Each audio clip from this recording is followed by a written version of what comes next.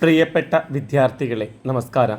നമ്മളിന്ന് ശ്രീനാരായണ ഗുരു ഓപ്പൺ യൂണിവേഴ്സിറ്റിയുടെ MA മലയാളം 2ാം സെമസ്റ്ററിലെ ഗദ്യം കഥേതര പാഠങ്ങൾ എന്ന യൂണിറ്റിലെ പ്രീവിയസ് ക്വസ്റ്റ്യൻ പേപ്പറാണ് ആൻസർ ചെയ്തുകൊണ്ടിരിക്കുന്നത്. ചോദ്യങ്ങളിലേക്ക് പോകാം.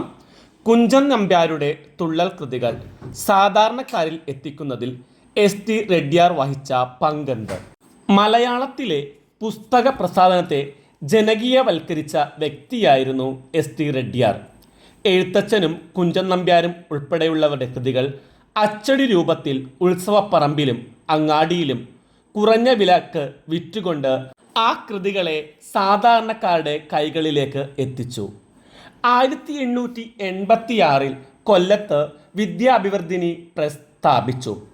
1886 കൊല്ലത്ത് ആരംഭിച്ച അച്ചുകൂടമാണ് ST റെഡ്ഡിയാർ ആൻഡ് സൺസ്. വിദ്യാഭിവർദ്ധിനി കൊച്ചുകൂടം ഇതിൻ്റെ ഭാഗമായിരുന്നു. പിന്നീട് ഇതിൻ്റെ ആസ്ഥാനം എറണാകുളത്തേക്ക് മാറ്റുകയുണ്ടായി. ST റെഡ്ഡിയാർ കുഞ്ചൻ നമ്പ്യാരുടെ തുള്ളൽ കൃതികൾക്ക് എഴുതിയ മുഖവുര മലയാള പുസ്തക പ്രകാശന രംഗത്തെ ഒരു ചരിത്ര രേഖയാണ്. 20ാം നൂറ്റാണ്ടിൻ്റെ ആരംഭത്തിൽ അച്ചടി ഭാഷയുടെ മുഖചിത്രം സമൃദ്ധമായി വരക്കാൻ ഈ മുഖവുരയിൽ റെഡ്ഡിയാർക്ക് കഴിഞ്ഞിട്ടുണ്ട്. താൻ പ്രസാധന രംഗത്ത് എത്തുന്ന ഘട്ടത്തിലെ പുസ്തക പരിസ്ഥിതിയും തൻ്റെ സംരംഭങ്ങൾക്ക് ശേഷം മലയാള പുസ്തക പ്രസാധന രംഗം ദർശിച്ച മാറ്റങ്ങളും റെഡ്ഡിയാർ ഇതിൽ അപഗ്രഥിക്കുന്നുണ്ട്. ഏതു ഭാഷയും ഉത്കർഷം നേടുന്നത് ആ ഭാഷയിൽ രചിക്കപ്പെട്ട പുസ്തകങ്ങളുടെ വിലയിരുത്തിക്കൊണ്ടാണെന്ന് റെഡ്ഡിയാർ പറയുന്നു. തുഞ്ചത്തെഴുത്തച്ഛൻ്റെ ആധ്യാത്മരാമായണം കിളിപ്പാട്ട് സംഭവശാസ്ത്രികളെ കൊണ്ട് വ്യാഖ്യാനം നടത്തി അച്ചടിപ്പിച്ചത് അദ്ദേഹമായിരുന്നു. സാധാരണക്കാരെ മുന്നിൽ കണ്ടുകൊണ്ടുള്ള ജനകീയ പ്രസാധനത്തിൻ്റെ തുടക്കം ഇവിടെ കാണാവുന്നതാണ്. മലയാള ഭാഷയെയും സാഹിത്യത്തെയും പരിപോഷിപ്പിക്കുന്നതിന് ഇദ്ദേഹം വഹിച്ച പങ്ക് പ്രശംസനീയമാണ്. ST റെഡ്ഡിയാർ കുഞ്ചൻ നമ്പ്യാരുടെ തുള്ളൽ കൃതികൾക്ക് എഴുതിയ അവതാരിക വളരെ ശ്രദ്ധേയവും ജനകീയവുമായിരുന്നു. തൻ്റെ ജീവിതം മുഴുവനും ഭാഷാഗ്രന്ഥങ്ങൾ പ്രചരിപ്പിക്കുന്നതിനും മലയാള അച്ചടി അഭിവൃദ്ധിപ്പെടുത്തുന്നതിനും വേണ്ടിയാണ് അദ്ദേഹം വിനിയോഗിച്ചത്. അദ്ദേഹത്തെ ധാരാളം പണ്ഡിതന്മാർ അനുമോദിക്കുകയും സഹായിക്കുകയും അദ്ദേഹത്തിൻ്റെ പുസ്തകങ്ങൾ വാങ്ങി വായിക്കുകയും ചെയ്യുമായിരുന്നു. മലയാളത്തിലെ ശാസ്ത്രലേഖനങ്ങൾ. ഉഷ്ണമേഖലയിലെ സസ്യങ്ങളെപ്പറ്റി ഗവേഷണം നടത്തുന്നവർക്ക് ഇന്നും വിലപ്പെട്ട ഒരു റെഫറൻസ് രേഖയാണ് ഹോർത്തൂസ് മലബാറിക്കസ്. ആദ്യത്തെ വാല്യം പുറത്തിറങ്ങിയത് 1686 അവസാനത്തേത് 1703. മലയാള ലിപി ആദ്യമായി അച്ചടിയിൽ വരുന്നത് ഈ ഗ്രന്ഥ പരമ്പരയിലൂടെയാണ്. ശാസ്ത്ര സാഹിത്യ ചരിത്രത്തിലെ അത്ഭുതമെന്ന് പറയാവുന്ന പുസ്തകമാണ് ഗുണ്ടട്ടിൻ്റെ ശിഷ്യനായ ജോഹാനസ് ഫോൺ മേയർ എന്ന വൈദികൻ എഴുതിയ പ്രകൃതിശാസ്ത്രം എന്ന പേരിൽ 1883 പ്രസിദ്ധപ്പെടുത്തിയ ഭൗതിക ശാസ്ത്രം. നമ്മുടെ ഭാഷയിൽ പ്രസിദ്ധീകരിച്ച ആദ്യത്തെ ഫിസിക്സ് പുസ്തകമാണ് ഇത്. മലയാളം പഠിച്ച ഒരു വിദേശിയാണ് അന്നത്തെ ഭൗതിക ശാസ്ത്ര പ്രതിഭാസങ്ങൾ വ്യാഖ്യാനിക്കുന്ന ഈ പുസ്തകം എഴുതിയതെന്ന് കൂടി ഓർക്കേണ്ടതാണ്. പിന്നീട് പാഠപുസ്തക കമ്മിറ്റിയുടെ പ്രവർത്തനങ്ങൾക്ക് പ്രചോദനവും നേതൃത്വവും കേരളവർമ്മ വലിയ കോയിത്തമ്പുരാൻ നൽകുകയുണ്ടായി. പാഠപുസ്തകങ്ങൾ നിർമ്മിക്കുകയായിരുന്നു ലക്ഷ്യമെങ്കിലും ആ പുസ്തകങ്ങളിൽ ശാസ്ത്ര ലേഖനങ്ങളും ശാസ്ത്രകാരന്മാരുടെ ജീവചരിത്രവും ഉൾക്കൊള്ളിച്ചിരുന്നു. ബുക്ക് കമ്മിറ്റി പ്രസിദ്ധീകരണങ്ങൾ വിദ്യാർത്ഥികളിൽ മാത്രമല്ല ഒരു വിഭാഗം അധ്യാപകരിലും രക്ഷകർത്താക്കളിലും ശാസ്ത്രബോധം വളർത്താൻ സഹായിച്ചിട്ടുണ്ട്. ഭാഷാഭൂഷണി മാസികയുടെ ആദ്യ ലക്കത്തിലെ ആദ്യ ലേഖനം വൈദ്യത്തെ പറ്റിയായിരുന്നു. രസതന്ത്രം, ബ്രഹ്മാണ്ഡം, നക്ഷത്രങ്ങൾ തുടങ്ങിയ പല സയൻസ് പ്രമേയങ്ങളും ഭാഷാപോഷിണി കൈകാര്യം ചെയ്തിരുന്നു. കൃഷി, വൈദ്യം, സാമ്പത്തിക ശാസ്ത്രം തുടങ്ങിയ വൈജ്ഞാനിക ശാഖകൾ വളർന്നു വന്നു. ശാസ്ത്രത്തിൻ്റെ ഓരോ വിഭാഗത്തിനും പ്രത്യേകമായ ആനുകാലികങ്ങൾ ആവശ്യമാണെന്ന് വന്നു. ഭാഷാപോഷിണിയും മറ്റ് ആനുകാലികങ്ങളും ശാസ്ത്രലേഖനങ്ങൾക്ക് നൽകിയ പ്രാധാന്യം വായനക്കാരിൽ നല്ല പ്രതികരണമാണ് ഉണ്ടാക്കിയത്. മഹാകവി വള്ളത്തോളിൻ്റെ ആരോഗ്യ ചിന്താമണി ഒരു ശാസ്ത്ര ഗ്രന്ഥമാണ്. കൊച്ചി സർക്കാരിൻ്റെ സ്റ്റേറ്റ് സർവേയർ പരമേശ്വരക്കുറുപ്പ് എഴുതിയ ചെയിൻ സർവേ മാനുവൽ പ്രസിദ്ധപ്പെടുത്തിയത് 1924 സർവേ പരിശീലന ക്ലാസുകളിൽ ഉപയോഗിക്കാനുള്ള പാഠപുസ്തകമായിട്ടാണ് അത് തയ്യാറാക്കിയത്. 1910 ഡോക്ടർ കെ ഭാസ്കരൻ നായർ പരിണാമം എന്ന പുസ്തകത്തിൽ 300 കോടി വർഷത്തെ ജൈവ പരിണാമം കാവ്യാത്മകമായ ഭാഷയിൽ ചിത്രീകരിച്ചിരിക്കുന്നു. ആധുനിക ശാസ്ത്രം, പ്രാണിലോകം, പ്രകൃതി പാഠങ്ങൾ, ശാസ്ത്രത്തിൻ്റെ ഗതി, ശാസ്ത്രദീപിക തുടങ്ങിയ ഒട്ടനധികം കൃതികൾ അദ്ദേഹത്തിൻ്റെതായി നമുക്ക് ലഭിച്ചിട്ടുണ്ട്. ഈ കാലഘട്ടത്തിൽ നിരവധി ശാസ്ത്രലേഖനങ്ങളും ഗ്രന്ഥങ്ങളും എം രാജരാജവർമ്മ രചിക്കുകയുണ്ടായി. ലോകാലോകം, വിഹായ വിഹാരം, അർത്ഥശാസ്ത്ര പ്രവേശിക തുടങ്ങിയ ഗ്രന്ഥങ്ങൾ അദ്ദേഹത്തിൻ്റെതാണ്. ജീവശാസ്ത്രം, മനഃശാസ്ത്രം, ഭൗതികശാസ്ത്രം എന്നീ മേഖലകളിലും പുതിയ നേട്ടങ്ങൾ വായനക്കാർക്ക് പരിചയപ്പെടുത്താൻ രാജരാജവർമ്മ ശ്രമിച്ചു. വായനക്കാർക്ക് ലഘുപ്രബന്ധങ്ങളോടാണ് താല്പര്യം. ഡോക്ടർ കെ ഭാസ്കരൻ നായരുടെ ആധികാരികവും ആഴത്തിലുള്ളതുമായ പല ലേഖനങ്ങളും ജനപ്രീതി ആർജിച്ചതായിരുന്നു. വിക്ടോറിയ വെള്ളച്ചാട്ടത്തെ എസ്.കെ. പൊറ്റക്കാട് അനുഭവിപ്പിക്കുന്നതെങ്ങനെ? ദക്ഷിണാഫ്രിക്കയുടെ നടുക്കുള്ള വിക്ടോറിയ വെള്ളച്ചാട്ടം ആദ്യമായി കണ്ടെത്തിയത് ഡേവിഡ് ലിവിങ്സ്റ്റൺ ആയിരുന്നു എന്നതിനെ സംബന്ധിച്ച് ഇന്നും നിലനിൽക്കുന്ന തർക്കത്തെ സൂചിപ്പിച്ചുകൊണ്ടാണ് പൊറ്റക്കാട് ആ അത്ഭുത ജലപാതത്തെക്കുറിച്ച് വിവരിക്കുന്നത്. സാംബസി നദിയുടെ പാതാള വീഴ്ചയുടെ കാഴ്ച ആദ്യമായി ദർശിച്ച വെള്ളക്കാരൻ ആരായാലും അതിന് എത്രയോ നൂറ്റാണ്ടുകൾക്ക് മുമ്പ് തന്നെ കാപ്പിരികൾ അതിനെ ആരാധിച്ചു വന്നിരുന്നു. വെള്ളച്ചാട്ടവും സാംബസി നദിയും അവർക്ക് അത്ഭുതമായിരുന്നു.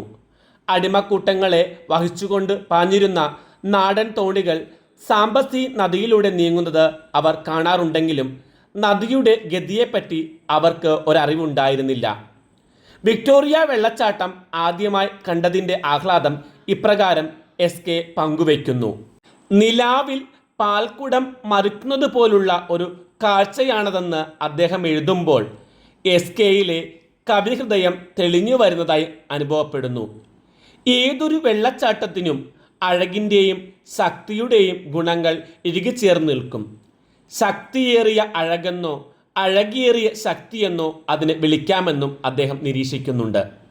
സമതലത്തിലൂടെ പ്രവഹിച്ചുകൊണ്ടിരിക്കെ ഗംഭീരമായൊരു പിളപ്പിലേക്ക് വഴുതി വീഴുന്ന കാഴ്ച എസ്.കെയെ ഹരം പിടിപ്പിച്ചു. ശാസ്ത്രീയമായി അലങ്കോലപ്പെടുത്താനോ പരിഷ്കാരം നടപ്പിലാക്കാനോ റൊഡേഷ്യൻ ഗവൺമെൻറ് ശ്രമിക്കാത്തത് ആശ്വാസകരമാണെന്ന് അദ്ദേഹം ഓർമ്മിപ്പിക്കുന്നുണ്ട്. നാട്ടുകാർ ഈ വെള്ളച്ചാട്ടത്തെ ഒച്ചപ്പെടുത്തുന്ന പുക എന്നും വെള്ളം തിളച്ചുമറിയുന്ന തടാകമെന്നും വിളിച്ചു വന്നിരുന്നു. വർഷകാലത്താണ് വെള്ളച്ചാട്ടം വലിപ്പം കൊണ്ടും ശക്തി കൊണ്ടും ഊർജ്ജസ്വലത കൊണ്ടും അതിൻ്റെ മൂർധന്യ ദശയിലെത്തുന്നത്. സാംബസി നദിക്ക് കുറുകെയുള്ള പാലം കടക്കാൻ ഉപയോഗിച്ച ഉരുക്കു പലകകളും ദണ്ടുകളും മറ്റും ഇന്ത്യയിൽ ടാറ്റ ഉരുക്കു നിർമ്മാണശാലയിൽ ഉണ്ടാക്കിയതാണെന്ന് എസ്.കെ. എടുത്തു പറയുന്നുണ്ട്. കിഴക്കേ അരുവിച്ചാട്ടം, മഴവില്ലിൻ്റെ വെള്ളച്ചാട്ടം, പ്രധാന വെള്ളച്ചാട്ടം, ചെകുത്താൻ്റെ കുത്തിത്തിരിപ്പ് എന്നിവയെല്ലാം വിക്ടോറിയ വെള്ളച്ചാട്ടത്തിൻ്റെ വിഭാഗങ്ങളാണ്. ഇടതടവില്ലാതെ പതിക്കുന്ന ജലധാര പൊറ്റക്കാടിന് തിരുവാതിര ഞാറ്റുവേലയാണ് അനുഭവപ്പെടുത്തുന്നത്. അന്യനാട്ടിലെത്തുമ്പോഴും ജന്മനാടിൻ്റെ ത്രസിപ്പിക്കുന്ന ഓർമ്മകൾ അദ്ദേഹത്തിൽ എത്ര ശക്തമാണെന്ന് ബോധ്യപ്പെടുന്നു. കാട്ടുമരങ്ങളെ കാപ്പിരികൾ ആരാധിച്ചു വരുന്നതും ഒരിക്കലും മരം മുറിക്കാൻ അവർ ധൈര്യപ്പെടാത്തതും ആവേശത്തോടെ എഴുത്തുകാരൻ ചൂണ്ടിക്കാണിക്കുന്നുണ്ട്.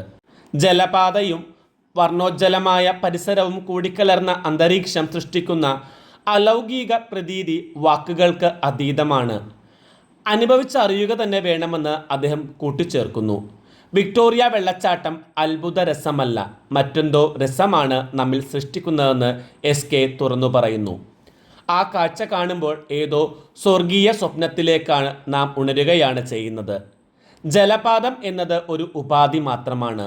അതിന് പൊതിഞ്ഞു നിൽക്കുന്ന മായിക അന്തരീക്ഷമാണ് കാഴ്ചക്കാരെ നിർവൃതി കൊള്ളിക്കുന്നത്. അടുത്ത ചോദ്യം, വെള്ളക്കാരുടെ ചൂഷണത്തിന് ആഫ്രിക്കൻ ജനത വിധേയമായതെങ്ങനെ? സഞ്ചാരത്തെ കലയായി സ്വീകരിച്ച ആദ്യ ഇന്ത്യൻ സാഹിത്യകാരനാണ് എസ്.കെ. പൊറ്റക്കാട്. 1949 അദ്ദേഹം ആഫ്രിക്കയിലേക്ക് നടത്തിയ യാത്രയുടെ അനുഭവങ്ങളാണ് കാപ്പിരികളുടെ നാട്ടിൽ എന്ന സഞ്ചാര സാഹിത്യകൃതി. വെള്ളക്കാരുടെ ഭരണത്തിന് കീഴിലായിരുന്ന അക്കാലത്ത് കിഴക്കേ ആഫ്രിക്കൻ നാടുകളെല്ലാം ഒരു ഇന്ത്യക്കാരൻ എന്ന നിലയിൽ ദക്ഷിണ റൊഡേഷ്യൻ 1949 തനിക്ക് നേരിട്ട ദുരിതാനുഭവങ്ങൾ അദ്ദേഹം രേഖപ്പെടുത്തുന്നുണ്ട്. 1949 എസ് കെ സ്വതന്ത്ര ഇന്ത്യയിൽ നിന്ന് ആഫ്രിക്കയിൽ പ്രവേശിക്കുമ്പോൾ അവിടെ കോളനി വാഴ്ച അതിൻ്റെ തീവ്രതയിലായിരുന്നു. ആ ആഫ്രിക്കൻ ഭൂപടം ഇന്ന് മാറ്റിവരക്കപ്പെട്ടു. അദ്ദേഹം യാത്ര ചെയ്ത പല സ്ഥലങ്ങളുടെ പേരുകൾ ഇന്ന് മാറിക്കഴിഞ്ഞിരിക്കുന്നു. പച്ച മനുഷ്യരെ കാണണമെങ്കിൽ ആഫ്രിക്കൻ രാജ്യങ്ങളിലേക്ക് പോകണമെന്നാണ് എസ് കെ പറയുന്നത്. ആഫ്രിക്കൻ ജീവിതത്തിൻ്റെ നേർചിത്രം ആഫ്രിക്കൻ വൻകരയിലെ ജനത മുഴുവൻ പ്രതിനിധീകരിക്കുന്ന അർദ്ധനഗ്നനായ ഒരു കൂറ്റൻ കാപ്പിരിയുടെ രൂപം അവതരിപ്പിച്ചുകൊണ്ടാണ് എസ് കെ തൻ്റെ കൃതി ആരംഭിക്കുന്നത്.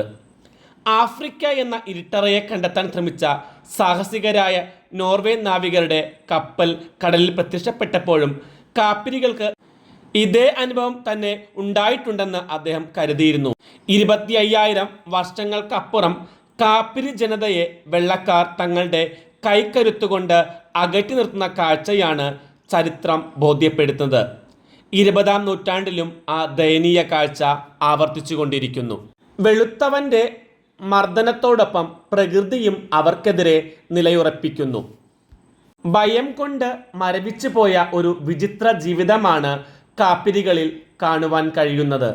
മനുഷ്യൻ്റെയും പ്രകൃതിയുടെയും മർദ്ദനം നിരന്തരം അവർക്ക് ഏൽക്കേണ്ടി വരുന്നു.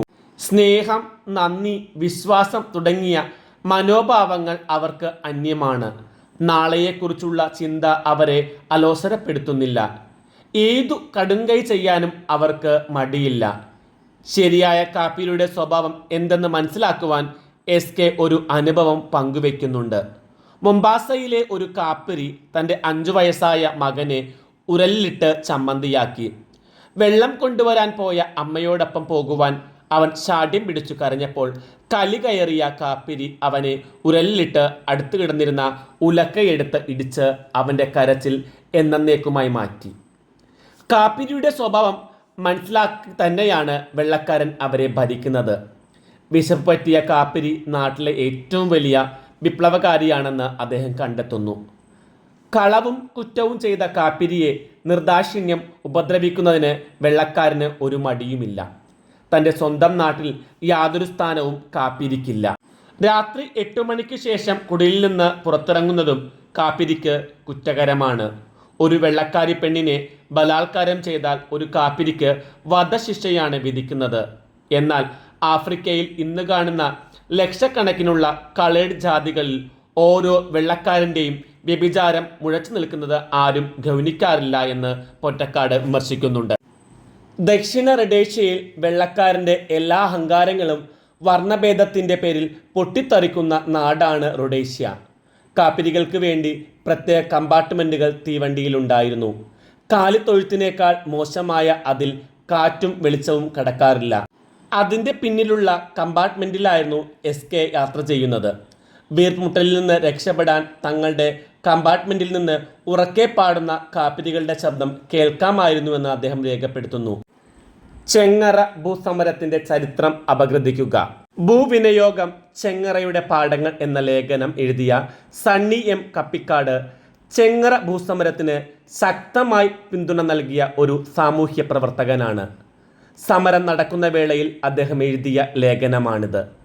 അദ്ദേഹം തൻ്റെ നിലപാടുകൾ ശക്തമായി നിലയുറപ്പിച്ചുകൊണ്ടാണ് ഇത് എഴുതിയത്.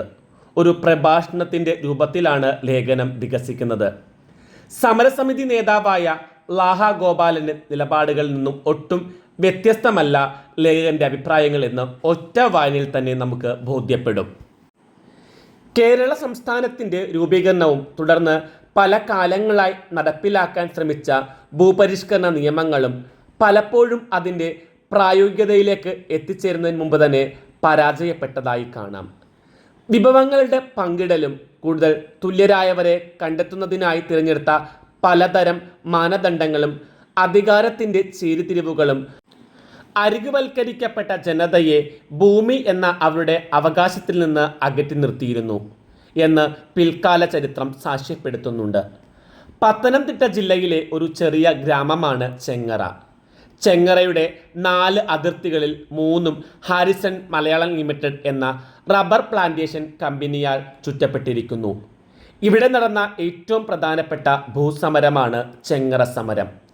2007 ഓഗസ്റ്റ് 4-ന് ലാഹ ഗോപാലൻ്റെയും സെലീന പ്രാക്കാനത്തിൻ്റെയും നേതൃത്വത്തിൽ ആരംഭിച്ച സമരത്തിന് മേധ പട്കർ, അരുന്ധതി റോയ് തുടങ്ങിയ നിരവധി സാമൂഹിക പ്രവർത്തകരുടെ പിന്തുണ ഉണ്ടായിരുന്നു. പത്തനംതിട്ട ജില്ലയിലെ ചെങ്ങറ എന്ന സ്ഥലത്ത് ഹാരിസൺ മലയാളം പ്ലാന്റേഷൻ പ്രൈവറ്റ് ലിമിറ്റഡിൻ്റെ അധീനതയിലുള്ള റബ്ബർ എസ്റ്റേറ്റിൽ 300 കുടുംബങ്ങളാണ് കുടിൽ കെട്ടി താമസിച്ച് പ്രക്ഷോഭം തുടങ്ങിയത്. സമരം നടത്തിയവർ വലിയ തോതിലുള്ള ആക്രമണങ്ങൾക്കും ഉപരോധത്തിനും ഇരയായി. ആദിവാസി ഗോത്ര മഹാസഭയുടെ നേതൃത്വത്തിൽ നടന്ന സമരത്തിൻ്റെ 2ാം ഘട്ടമായിരുന്നു ഭൂമി പിടിച്ചെടുത്തുള്ള ചെങ്ങറ സമരം. പ്രക്ഷോഭത്തെ സർക്കാർ അവഗണിച്ചുകൊണ്ടിരിക്കുന്ന സാഹചര്യത്തിലാണ് ലേഖകൻ ഈ കുറിപ്പ് തയ്യാറാക്കിയത്. സംസ്ഥാനത്തുടനീളം വളരെ വേഗത്തിലാണ് വ്യത്യസ്തമായ ഈ സമരം കത്തിപ്പടർന്നത്. ആരംഭവേളയിൽ തന്നെ മാധ്യമ ശ്രദ്ധ നേടിയ സമരമായിരുന്നു ചെങ്ങറ. സമരരീതി വ്യത്യസ്തമായിരുന്നതിനാൽ ദേശീയ തലത്തിലും ഈ സമരത്തിന് ശ്രദ്ധ പിടിച്ചുപറ്റാൻ കഴിഞ്ഞു. ഈ ക്ലാസ് നമുക്ക് ഇവിടെ അവസാനിപ്പിക്കാം. മറ്റൊരു ക്ലാസ്സുമായി കാണും വരെ എല്ലാവർക്കും നന്ദി, നമസ്കാരം.